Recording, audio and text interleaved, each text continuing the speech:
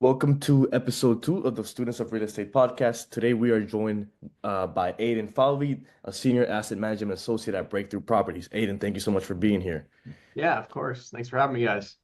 Yeah, so my name's Lorenzo. I'm a junior at Bentley and the vice president at Bentley Real Estate Group. Adam. Yeah, my name is Adam Fuller. I'm a senior at Bentley University. I'm formerly the BREG president, now moving on to vice president, and helping Lorenzo get going with a lot of our research and education initiatives, like bringing this podcast to our members. So excited to be here. Definitely. So we kind of want to start off by asking you, Aidan, what's your background and where'd you grow up? So I'm originally from Wayland, Massachusetts, which is just a couple towns over from Bentley and Waltham, and have always kind of been a Boston native. Never really left after graduation. Worked here in the city, and during COVID, still stayed in the city. So born and raised in outside of Boston, and kind of really focused my last couple years in high school on some of the courses that my high school was nice enough to have, which was business related, and was able to kind of stem my interest in the business platform at Bentley through those original courses. And that's what kind of got me interested in Bentley in the first place.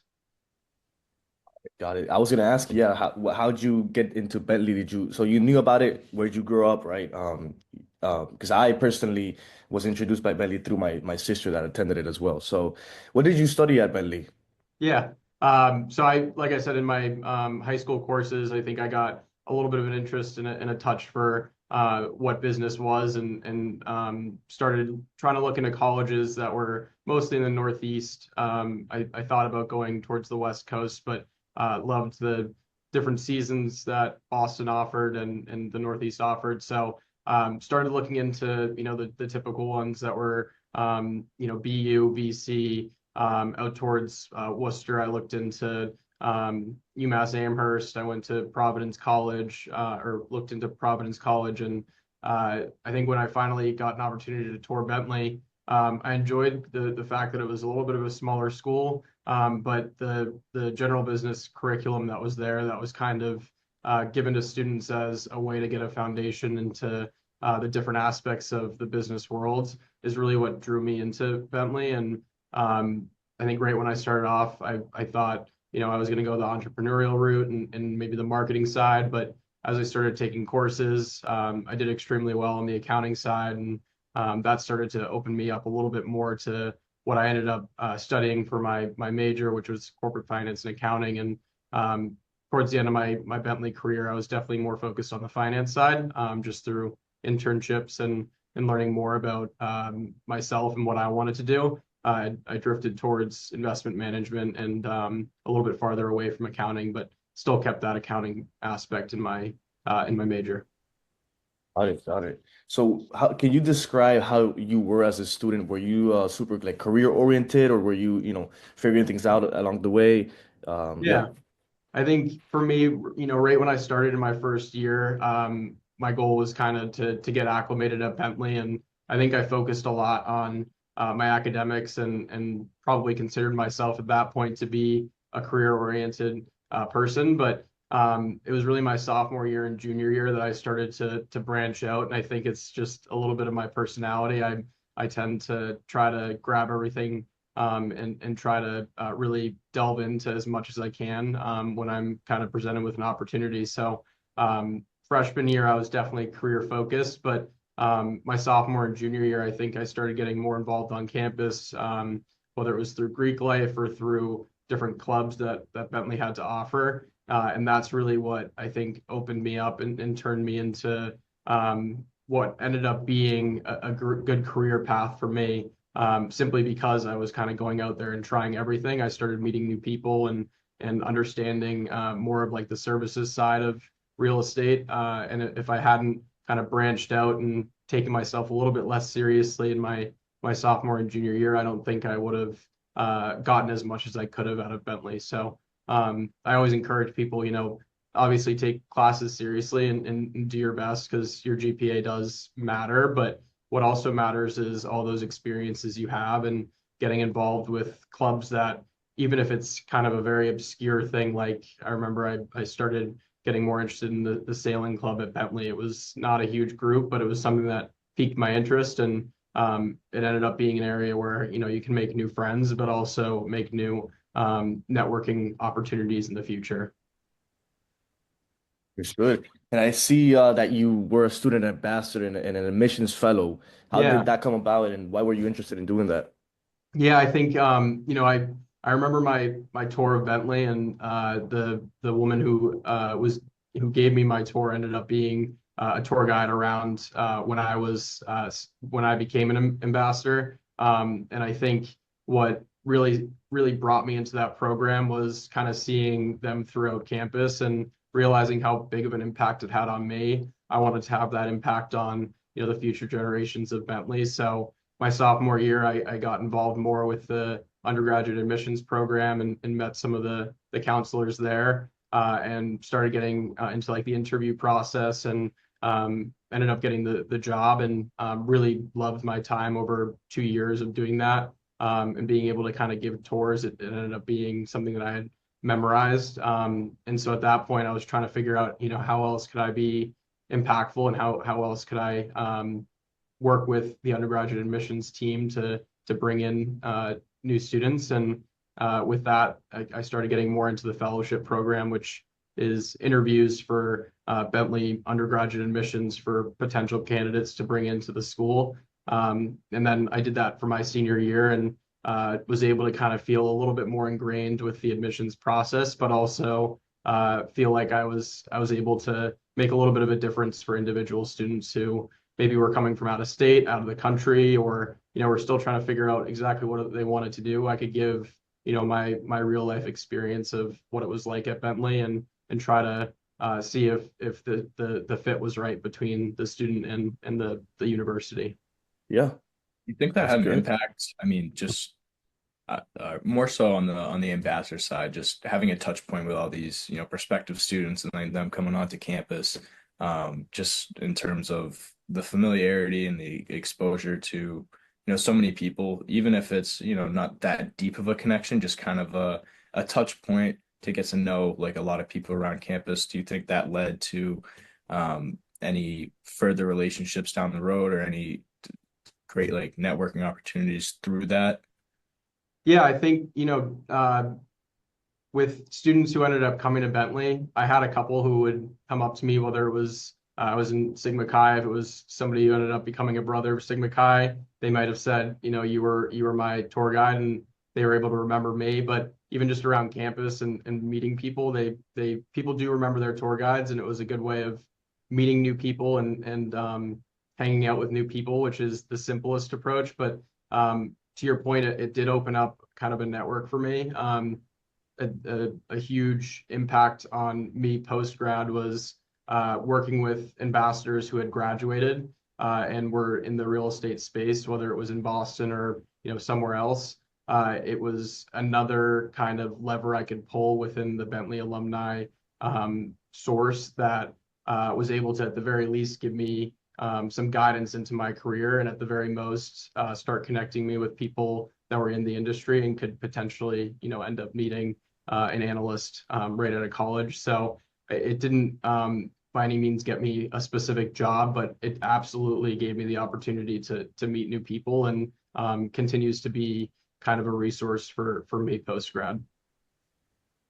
Yeah, I mean that kind of leads into my next question. So you spent 4 years at Bentley, you graduated with corporate finance and accounting, and so then when you graduated, you started as an intern at AEW, a real estate company. And so how did that role come about, and how were you interested in the real estate space? Yeah, so I think, right when I went into college, I thought I wanted to be on the management and entrepreneurship side. And it wasn't until I started taking classes that my interest in the accounting and investment side really took shape. And with that, going into my sophomore year, I had the opportunity to intern with AEW as a accounting intern, basically doing property accounting for a couple of their portfolios. And that summer was fantastic, and it was a great learning opportunity, but also showed me I really didn't want to do accounting for my career. So While I was in the internship role, I had an opportunity to meet with the head of AEW's acquisition at the time. And the biggest piece of advice he gave me was, if you know you want to do real estate and you're just trying to figure out exactly where in the industry you want to be, try as many things as you can, which is a very, simple thought, but the actual effectuation of it was both meeting as many people, but also just asking questions about things that I don't understand, because it is a simple thought of providing real estate for tenants or for people, but there are so many different components to it that learning as many things as you could was important. So the following summer, I took a job with CBRE as an intern on their asset services team. And that was focused on property management, a 55 tenant, massive office park in downtown Boston was my main focus, and then a couple of retail on Newbury Street here in Boston as well. And that was really just trying to understand, how does a building operate, and how do you kind of keep tenants happy, and ensuring that the building is able to be a good space for them. And once again, I learned, that wasn't for me, which was 2 summers of learning a lot, but knowing exactly what I didn't want to do. And between those 2 internships, I realized, I definitely want to be on the ownership side. I want to be on the investment side. And AW gave me this opportunity to go into their internship program, which is a scary thing to do right out of college. But it was an opportunity to get my foot in the door, and working through that internship program and becoming an analyst, then becoming an associate at AEW was a huge growth trajectory for me, but it had a lot of risks to it. And I think that that's what this industry kind of teaches you is, without risk, there isn't reward, but it's taking thoughtful risk and trusting yourself to be able to complete the job. And that's what the AEW opportunity provided me. Could you take us through what that looked like? Just, I mean, from going from intern to analyst to associate and, moving your way up through AEW, um, over that, entire period of time. Yeah, I think AW, since I've left, may have changed the way that they approached it, because they definitely changed it while I was there. But when I was leaving college, it was the only thing that they really provided students that were just graduating. They would take on MBA students as full-time analysts, but coming directly out of college, they only really offered an internship. And I think it was an opportunity for you to kind of prove yourself. I mean, it's a job that you can learn as you do it, but if you don't have the drive and the work ethic to be able to take that risk on and say, I'm fine with being an intern for 5 or 6 months, it isn't probably the industry for you. So I think it was an opportunity to prove myself. And I started with 6 other kids. The majority of us ended up coming on as analysts by the end of that calendar year. And right when I started, it was just take on anything and everything you can. We were each given a different area within their investment profile. So I was on the senior housing side. There was some of us were put on office, industrial, multifamily, all the major product types. And for me, I did, a year and a half, 2 years of senior housing, and knew that wasn't the area I wanted to be in, but I really enjoyed the business plan aspect of things, the constant change in valuation and approach to how we structure our investments. And I think I made a name for myself on my team. And with that, AEW kind of saw my potential and was willing to start giving me opportunities in areas that interested me, which for me, it was more on the industrial, office and retail side, so the true commercial side of real estate. And so about 2 years in, I had become made my way through the analyst program and wanted to start doing retail. So they put me on the retail team for the last 2.5 years of my time at AEW. And I was able to learn one of the toughest product types in the commercial real estate space, just given the amount of tenants that are in some of these large retail centers. And I think the thing that pushed me more was just wanting to learn about as much as I could. And any real estate professional will tell you if you have that work ethic, the drive, and the want to learn more, people kind of eat that up and are willing to kind of take risks on you because you're willing to ask the questions that some people might choose to just Google instead. I think I wanna circle back to a point that you made, that real estate is such a broad space and there's so many things that you can do. And I think it's very important, as you mentioned, to try as much as you can while you're in college, right?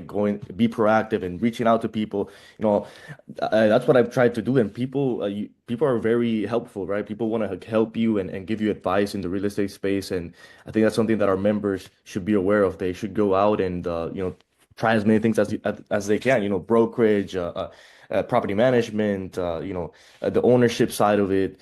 That's something that's super important. And yeah, you might try something and then you might not like it. So it's something that you should do while you're in college, right? That's something that you can. So when you graduate, you already kind of have an idea what you want to do, and you go from there. So I think that's something very important that you mentioned. And so you spent 4 years at AEW, right? And then you transitioned into Breakthrough. Can you kind of share with us how that happened and how that role came about? Yeah, 2022 was kind of a good year for hiring. There was a lot of opportunities out there in the real estate space, and I was happy and loved AEW. I still have tremendous respect for that company, and still have great connections back there. And they continue to be a force within the real estate industry and a fiduciary for their investors. So it was a hard decision to leave. The breakthrough position just kind of showed up. It was a company at that point that I had never really heard about. So we were founded in 2019, and we are a joint venture of Tishman Speyer, which is a well-known real estate developer based out of New York, and Belco Capital, which is a venture capital biotech firm focused on bringing the next breakthrough therapies into the biotech space. So Breakthrough is kind of the baby of the two of those. And I had heard of Tishman Speyer. I knew what they do, and are continuing to be a very well-known developer within the real estate space. And with that name behind Breakthrough, and starting to meet some of the people on the Breakthrough team, what drove me to it was this desire to kind of make an impact. For me, I know I'll never understand fully the science that each one of the companies that are in our buildings do. But I did want to feel like I'm doing something that's benefiting the world, which providing somewhere for people to work is definitely a benefit, but providing somewhere for people to work and for scientists to create life-changing therapies was just a step farther than what I had taken it to. So I kind of was sold that dream and that thought behind the fund structure here at Breakthrough, and that's what kind of inspired me to switch jobs. And it was also an opportunity to kind of focus on the Boston market. I work on our Boston portfolio as well as our Philadelphia asset, and with that, it was the ability to kind of just start focusing more on the markets that I was interested in, and feel like I'm making a difference in the work that I do. Got it. Wow. And so you are a asset manager at Breakthrough. So can you kind of share with us what does your day in the life look like? What does an asset manager do, really? Yeah, I think it's a pretty broad term. The real focus, and I think the bread and butter of what I do is business plans. So when we have our investments team acquire a site or acquire a building, there is a plan in place for what that investment's going to look like, whether it's ground up development. We're given a piece of land and we're told you need to build a 250,000 square foot R&D facility on it, or if I'm given a fully stabilized property that is basically functioning on its own for a long-term investment thesis. It's my job to make sure we hit that business plan. And things happen and COVID jumps in out of nowhere and kind of shifts every asset manager's business plan, and it's adapting to that and problem solving through it. So the real kind of foundation to my job is trying to execute on business plans that are ever changing.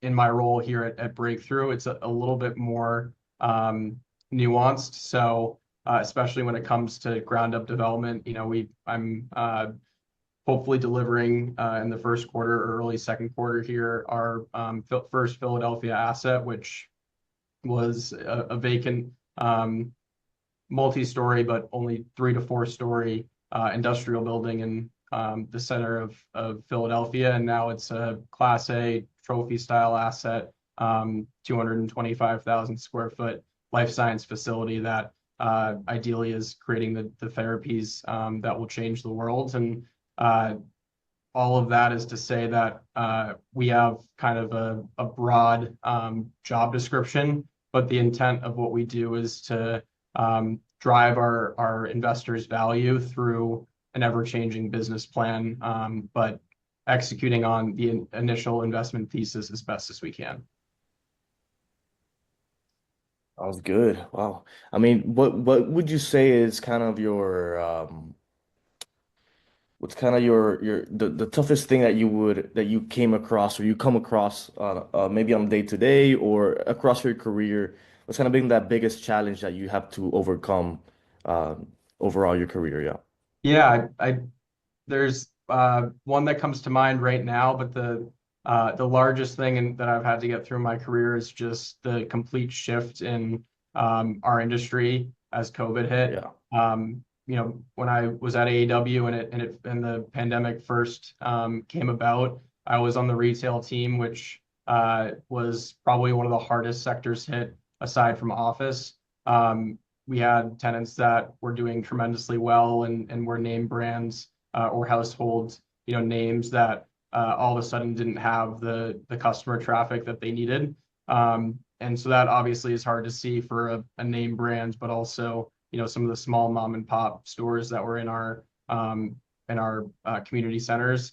And our job at that point was to make sure that they were able to continue on their business where they could, but also we had to work with our lenders that we no longer could pay our mortgages on because we didn't have rent coming in from tenants who just didn't have the customer traffic they needed.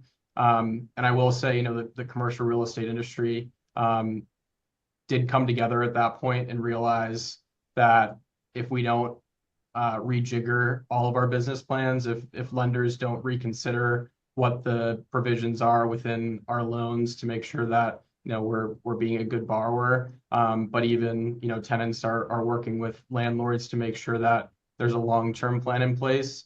It was a huge shift in a general understanding within the industry that we all need to come together to think about this on the long term rather than focusing on what is the piece of paper in front of us and what does it say. So I think that that's true on the retail side, but also on the office side. A lot of restructuring had to occur, and almost every single party involved was focused on how do we make this work rather than how do I, get every single dollar out of this that I need to. So that was a huge shift in my career. I think right now for me, I'm almost 7 years into my career within real estate, and what I'm starting to learn is that I have a strong analytical background in everything that I do, and Bentley provided me that. Now it's starting to turn into more of the manager side of things, and working with a team and being able to delegate properly, while also kind of maintaining a good, strong understanding of each one of our investments, and being able to kind of distribute that information up to our senior leadership team in the most efficient and concise way possible. And I think that's something that I'm kind of working on day to day more than I thought I would at this point in my career. So at I think that AEW, oh, go ahead, Adam. Go ahead. I think that pandemic shift was really, really an interesting point. I just wanted to ask if you've seen that kind of dynamic between, I mean, really every party involved kind of carry through till now. Are you still seeing remnants of that philosophy, I guess, or is it, you know, of course, it's probably waning a bit compared to when it was, dead smack in the middle of the pandemic. But have you kind of seen that carry over into even today? Yeah. You know, I think right out of the gates with COVID, there was um, a lot of people picking up the phone and just trying to problem solve quickly, and trying to just fight for another day.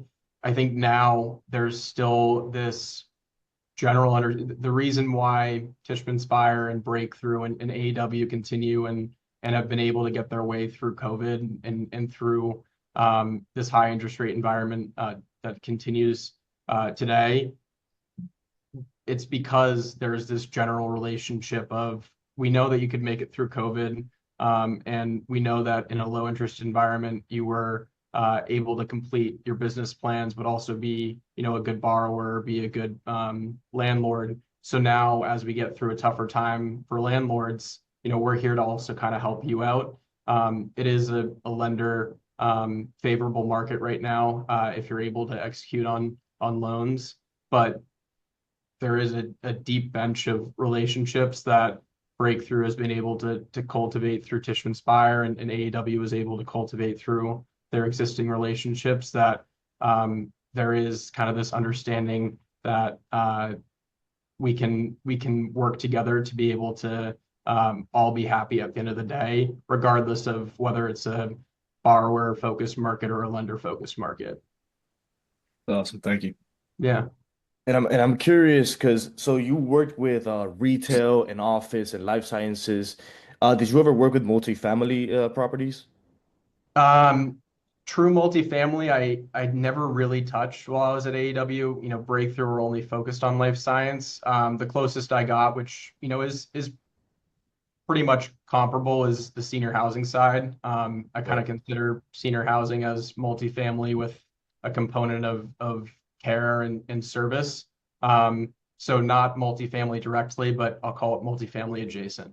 Yeah, definitely. Now I'm curious about this COVID situation. Like, obviously multifamily, it was relatively safe compared to others because obviously people need a place to live. Now dealing with life sciences and office and retail, commercial space, how did you kind of like what were the creative ways you have to solve, right? Not going into a foreclosure. Like how did you and your company kind of deal with that? Yeah. On the AEW side, when I was with the retail team there, especially when it came to dealing with our lenders, the the real goal was to be as strong of a communicator as you could. Don't, gloss over things. Don't wait until pardon the word here, but wait for shit to hit the fan. The intent was instead to be a good communicator, be a good partner to our lender and to our investors, and say, this is what we're up against. We're trying to figure out, how we have to pay down a portion of the loan, or we need to go into a cash sweep. Whatever the problem was, communicated early and often, and with that, come with a resolution, or at the very least, kind of a plan that you can get into that will end up benefiting the entire group, rather than just trying to solve through it on your own. Yeah, and what were your investors thinking? Like I imagine they were, kind of nervous, but obviously you guys were again communicating and being super proactive. So just wondering what was the feedback from your investors in this situation? Yeah, I think AEW's got quite a large bench of investors, whether it's through their core platform or through separately managed accounts.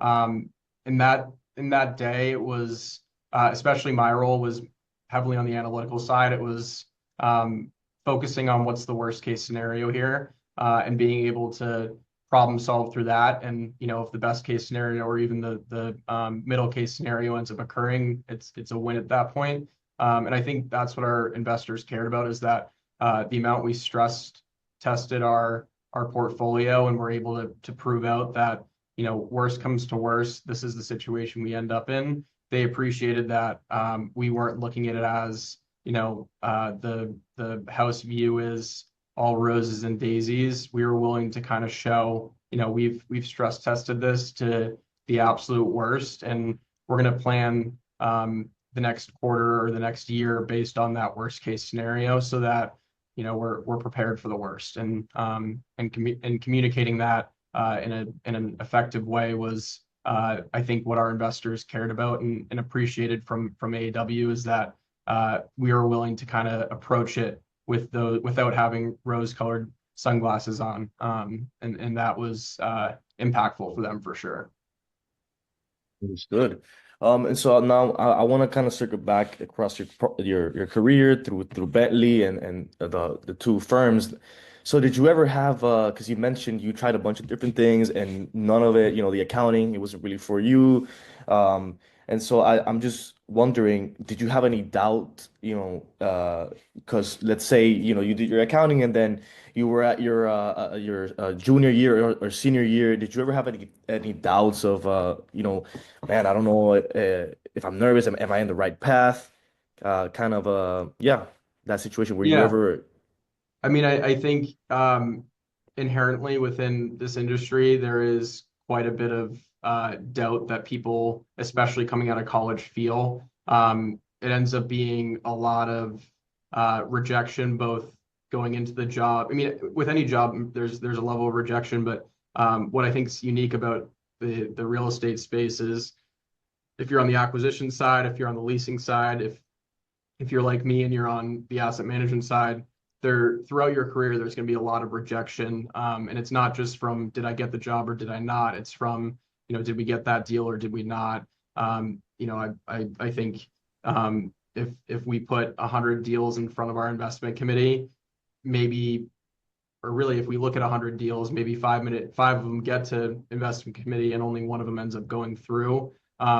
It's a tough thing to get comfortable with, and that level of doubt and uncertainty is inherently within the industry. But I think for me, it was the positive energy that I got from each person that I met with and I networked with while I was in college, that even if there was this level of rejection of oh, they don't have a job, and they don't have, they aren't looking for an analyst right at a college, or if they are, they're looking for somebody who's got X years of experience. That didn't really push me down. It kind of encouraged me to continue reaching out and being as positive and persistent with people as possible. And I think that layer of doubt and that layer of uncertainty, it should be a driving force for people. If you can switch your mentality to see that as like a way of, I'm going to be the best and I'm going to treat this as a competition, rather than I'm going to treat this as, a personal thing where I'm just not cut out for it. I think there's that shift in mentality that allows you to keep pushing forward. And I think that's something that people, students should expect, right? There's a lot of competition for a limited amount of, positions. So it's just like the rejection, it's inevitable. It's going to happen, and you should be ready for it. And again, like you said, not be discouraged. Just kind of keep working on yourself and building your skills, and eventually it'll come. If you're persistent, eventually it will come. Now I wanna ask you, looking back, is there anyone that helped you along the way? Any mentor or anyone that kind of pushed you? Yeah. There's been quite a few. I think one of the things that I imagine at some point in my career I'll look back and realize is there's probably one or two that really drove me.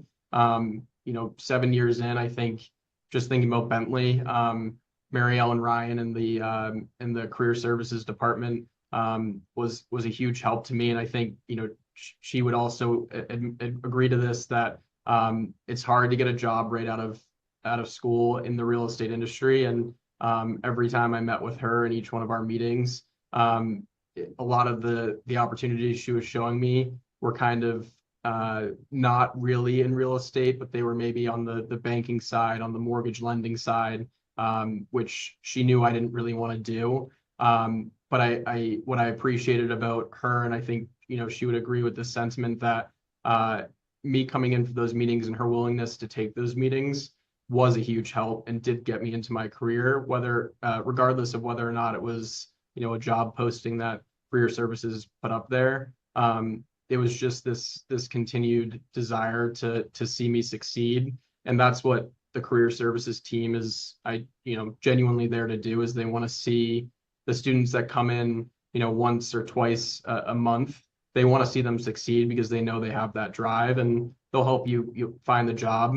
Um, Getting out of Bentley, I think there was, the ambassador program. I had met a few people in the real estate industry, either through connections from the ambassador programs, people who weren't at Bentley. I think of Andrew Harold, who was a huge person for me in the Boston real estate industry that wasn't a Bentley student. Sean Hannigan was a Bentley ambassador as well. All these kind of names are people that had an impact on me without realizing it, just by taking a phone call. And that's what I try to do for you, Lorenzo, or Adam. Like, reach out to those that are Bentley alumni that are in real estate, because 99% of them are going to take that phone call because they have that one connection to Bentley. And beyond that, figuring out who that connection is beyond that is what I think helped me, as each one of these mentors or people that were willing to help were willing to then give me another name after having a phone call with them, and it just broadens your network. Yeah, I mean, I've also talked to the career services. I mean, it's like you said, it's you got to be out there networking and reaching out to people. People want to help you, right? Nobody's gonna hide anything from you, or if you reach out to people, they're definitely gonna help you. And that kind of goes to my next question. How do you think students should, how could they set themselves up for success and find a job in real estate? So if you can, talk a little bit more on that. Yeah. I feel like everybody in my position always says this. It's reaching out to people on LinkedIn. It's constantly being willing to have a phone call or kind of cold message people, Right. which is daunting. And again, it has that layer of rejection to it. But I think, for me, what I can point back to a few things that worked very well for me. One of them was going on LinkedIn and finding a couple of those, connections, reaching out to them, asking for a phone call. But then, anybody can shoot 100 messages out on LinkedIn. The step beyond that is, after you get that phone call and have had a good conversation with somebody, send an email afterwards, write a note to them, handwritten or text message or email, whatever it is, saying thank you. And also, ask them, are you willing to, I heard, you just closed on a deal in multifamily for 100 units out in Waltham. I walk by that building every day. I'd love to learn more about it. Is there Right. anybody, on the seller side or on your team that you're willing to put me in contact with? It's taking each one of those bits of information and trying to broaden your network beyond just Bentley. And then that'll keep spiraling into more and more people. And that was one thing that worked for me. And the other thing that I think back on, and it's the same sentiment, is after you're done with that phone call, take 2 minutes. And I still have it. I had an Excel of everybody I've met with their, first, last name, email, and then just like a quick fun fact about them. Seems so silly, but it means that 5 years from now, when you're going to go meet with them again. It happened to me last week. I hadn't seen a gentleman from Bentley in 6 years, but I had crossed paths with him and reached out to him, and I said, I knew you were, at that point, you were moving into South End. Are you still there? And he's out in Westboro now. So complete change, but he appreciated the fact that I remembered that. And I think that's kind of another instance that worked very well for me. Yeah, I mean, nobody's gonna, like you said, nobody's gonna hand you a job. You have to go out there and get it, right? You have to work for it. And I'm wondering, would you say, is there something that you wish you did differently in college, to kind of, I don't know, maybe you be somewhere else, or is there anything that you wish you did differently in college? Yeah, I don't know that there's anything I would have done differently. I think one of the things I wish I spent or I realized was most important is, I did well at Bentley. I left there with a good GPA, and that certainly mattered. But one of the things that definitely resonates with people who are interviewing for jobs is your experiences and some of the more personable things about you.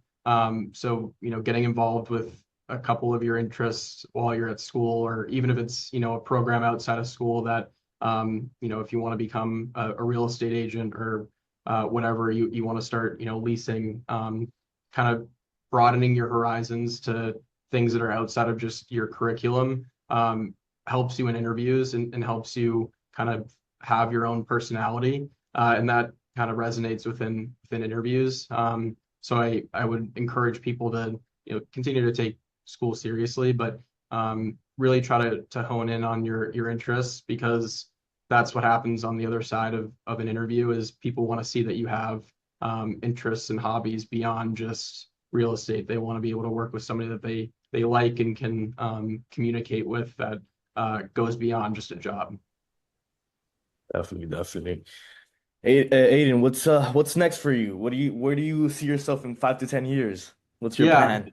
Um, I wish I had a crystal ball and could give a definitive answer on that. But for me, I've really over the last 7 years been able to really love what I do and enjoy the asset management side of things. I think the future for me ideally looks like more of the same, in the sense that I continue on the life science side and really start to better understand this industry. I've only been doing it for a couple years now, and start taking on more of a managerial role and be a little bit more client focused, trying to bring in new business rather than cultivate the business that we have.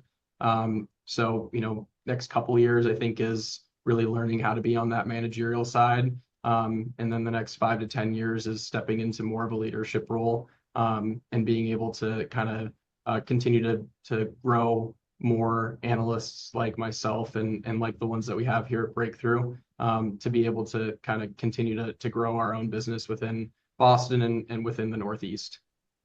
Got it, got it. Now, this is more of a personal question that I have for you, and it's more on the analytical real estate side. So, in terms of interest rates, how have interest rates affected your business and Breakthrough overall?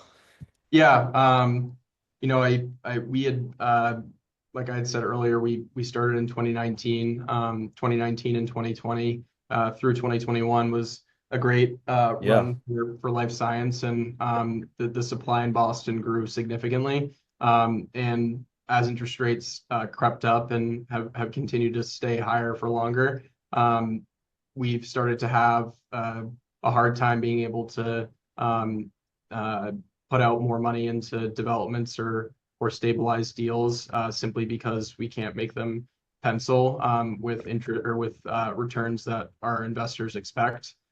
So on that side of the growing our business, it's definitely come in a lot since 2021, 2022. On our current portfolio, it's really impacted our tenants, which is a thing we care about most. We don't want to see them. We want to see them succeed. We don't want to see them in a cash preservation mode, which they've been in for 2+ year and a half, 2 years now. So I think ideally in 2025 we start to see more M&A activity on the life science front, more IPOs, more access to capital for healthcare companies to create these new drugs. And with that, there's kind of a trickle down effect to real estate. They'll start growing their real estate footprint and start creating more lab space for them to build their business. And that requires there to be a little bit more of an opening of capital and an opening of the market for them to be able to raise and start being able to deploy capital more efficiently. got it. So, would you say interest rates are gonna be stabilized around this area, increase a little bit, decrease a little bit? What do you Um, project?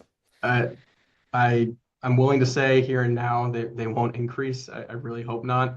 Right. I think the most recent jobs report, while it was showing a more robust job growth than most had expected, I think it's a good look for the economy as a whole. I think with inflation still coming in right around where expectations are, there was a little bit more of a run on a run up on stocks, which shows that investor sentiment is getting better. I think 2025, anything more than 50 basis points to 75 basis points might put us into overdrive. So I only see really two cuts happening. But I have hope that, with as much that's changing in the US in the next, couple weeks here, there will be continued drive into real estate and continued drive into investment that can be done in a methodical approach rather than, getting ahead of our skis and taking too many interest rate cuts and then opening us back up to inflation risk, because that's been really, really hurting most industries. And Yep. I don't kind of see that continue. Sounds good. Well, I know we are a little tight on time, so I'm just gonna start wrapping it up unless Adam, you have a question. Um, so if you could leave our listeners with one key takeaway, right? The students, people that want to get into real estate, but they don't know where to start or what to do, what would it be? Yeah. Similar to what I've said before, I think keep reaching out to people, myself included. I know Lorenzo, you shot me a message right around Thanksgiving, maybe Yeah. before the holidays, and I didn't respond for a couple weeks, which I apologize for. But I always get back to people, and during busy times it might take a little bit longer. But I think that's the general tone from especially Bentley graduates, is this willingness to help anyone and everyone that has Bentley on their LinkedIn. But again, beyond that, once you've gotten these first few conversations done, use that network to leverage it into more. So end every conversation with thank you, and do you have one or two people that you're willing to put me in contact with, and always follow up. If there's no job today, there might be one in 6 months, and Bentley alumni are going to be willing to hire people that are coming out of their school, and for them to really consider you, you need to be top of mind. So I always say be positively persistent. Don't annoy people, but check in and try to keep everything concise, but keep yourself at the top of the pile.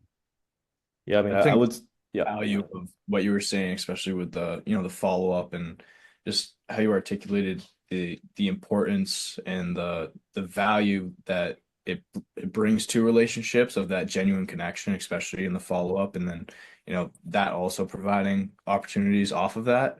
Yeah. So just wanted to definitely drive that home. But I guess just to conclude, how can students connect with you or reach out to you, learn more about what you do? I mean, aside from just hopping on LinkedIn and seeing your profile.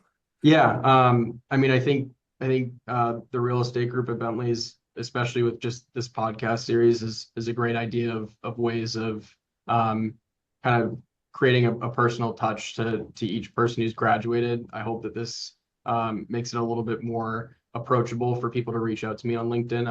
I'm always happy to take those messages, but also show up to the real estate group events. I've come back for a couple of them, and they've been extremely fun for me to be at, and I hope it's the same for students. And show up to as many real estate related things that are at other schools or in Boston. Just try to show up to things, because people remember faces and remember conversations better than they remember LinkedIn messages. So I think that's kind of the best approach, is just to show up early and often to things. All Sounds right, thank good. you, Aiden. Thank you so Yeah. much, Aiden. You have a great day. Thank you. You guys as well. All right. Bye-bye.